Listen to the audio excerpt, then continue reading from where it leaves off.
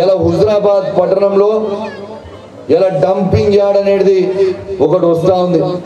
ఉమ్మడి కరీంనగర్ జిల్లా చెత్త మొత్తం, ఉమ్మడి వరంగల్ జిల్లా చెత్త మొత్తం తీసుకొచ్చి హుజరాబాద్ చివరన ఉన్న సిర్సపల్లి దగ్గర ఇలా డంపింగ్ యార్డ్ ఏర్పాటు చేసే ప్రయత్నంలో ఉన్నారు.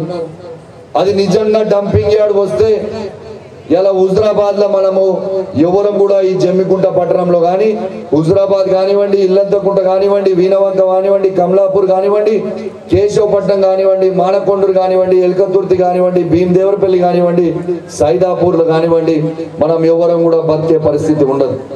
మన ఇంట్లో ఒక్కరోజు అన్నం పెట్టి కూర పెట్టి అది మురిగిపోతే ఆ వాసనని మనం భరించగలుగుతామా? ఒక్కసారి ఆలోచన చేయండి. అట్లాంటిది మొత్తం ఉమ్మడి కరీంనగర్ జిల్లా మొత్తం కూడా, ఉమ్మడి వరంగల్ జిల్లా మొత్తం కూడా చెత్త తీసుకొచ్చి మన హుజరాబాద్ లో వేస్తే ఇలా మనకి ఎంత ఇబ్బంది అవుతుందో ఒక్కసారి ఆలోచన చేయండి. ఇలా సీడ్ బౌల్ అంటేనే హుజరాబాద్, జమ్మికుంట, వీణవంక, ఇల్లంతకుంట, కమలాపూర్ అట్లాంటి వాతావరణంలో ఇవాళ నిజంగా ఈడ డంపింగ్ యార్డ్ వస్తే మన దగ్గర పంటలు పండవు, మన దగ్గర పంటలు పండవు.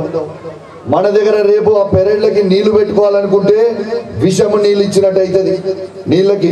రేపు మనము ఈ వాతావరణం మొత్తం కలుషితం అయిపోయి రేపు ఊపిరి పీల్చుకోవాలంటే కూడా ఇవాళ మనము ఇవాళ ఊపిరితిత్తులు పాడైపోయే పరిస్థితి ప్రమాదం ఉంది.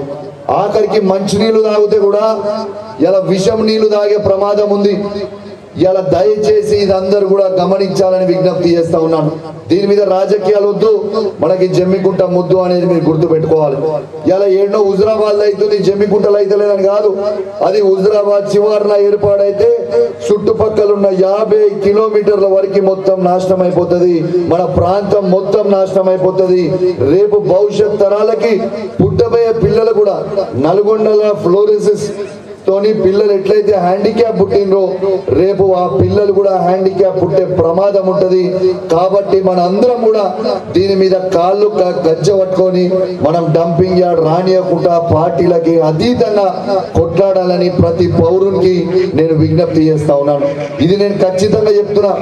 ఇది రాజకీయాలకి అతీతంగా ప్రతి ఒక్కరం కూడా పోరాటం చెయ్యాలనేది నా విజ్ఞప్తి చేస్తా ఉన్నాను.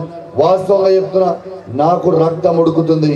నా హుజరాబాద్ ని చెత్తకుండి చేస్తామంటే, నా జమ్మికుంటని చెత్తకుండి చేస్తామంటే, నా వీణవంకని, నా ఇల్లంతకుంటని, నా కమలాపూర్ని చెత్తకుండి చేస్తామంటే నా రక్తం మరుగుతుంది. నేను మాత్రం ఊకునే ప్రసక్తి లేదు. కౌశిక్ రెడ్డి శవమన్న లేవాలి, లేకుంటే డంపింగ్ యార్డ్ అన్న లేవాలి తప్పితే ఆ డంపింగ్ యార్డ్ ని రానియను కాక రానియను. కానీ దానికోసం నేను పోరాటం చేయడానికి సిద్ధంగా ఉన్నా. మీరందరూ కూడా ఖచ్చితంగా చెయ్యాలని మీ అందరు కూడా విజ్ఞప్తి చేస్తా ఉన్నాను. ఇది చాలా చాలా సీరియస్ ఇష్యూ. ఇది నేను వాస్తవంగా ఇలా మాట్లాడుతాను అనుకున్నా, కానీ ఇంతమంది వచ్చినప్పుడు తప్పకుండా ఈ మెసేజ్ చెప్పాలి. ఎటు బిఆర్ అంబేద్కర్ సాక్షిగా, డాక్టర్ అంబేద్కర్ సాక్షిగా ఈ మాట ప్రతి ఒక్కరికి జమ్మికుంట ఉన్న ప్రజలకి తెలవాలి. ఇలా వాస్తవంగా మీ అందరూ హుజరాబాద్ లో పెడుతున్నారు, మన జమ్మికుంటకి ఎట్లయితుంది అని మీరు అనుకుంటుండొచ్చు. ఇలా టేకుమట్ల ఉంది, ఆ టేకుమట్ల నుంచి చెత్త ఎట్లా పోవాలి? వావిలాల మీద నుంచి వచ్చి జమ్మికుంట మీద నుంచి పోవాలి హుజరాబాద్. ఆ చెత్త ఎట్లా వస్తుంది? మొత్తం ఆ చెత్త ప్యాక్ సీల్డ్ రాదు కదా, ఓపెన్ దాంట్లో వస్తుంది, మొత్తం కారుకుంటూ వస్తుంది. ఊర్లలో చెత్తల వేలాది టన్నులు వస్తుంది. దీనివల్ల ఇబ్బంది అవుతుందా లేదా ఆలోచన చేయండి.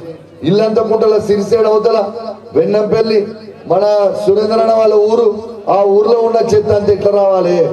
ఆ చెత్త వస్తే ఇటు సిరిసేడు మీద నుంచి ఇవాళ ఇల్లంతకుంట మీద నుంచి మొత్తం వస్తే ఇవాళ హుజరాబాద్ లో ఇబ్బంది అవుతుందా కాదా ఒక్కసారి మీరు ఆలోచన చేయండి.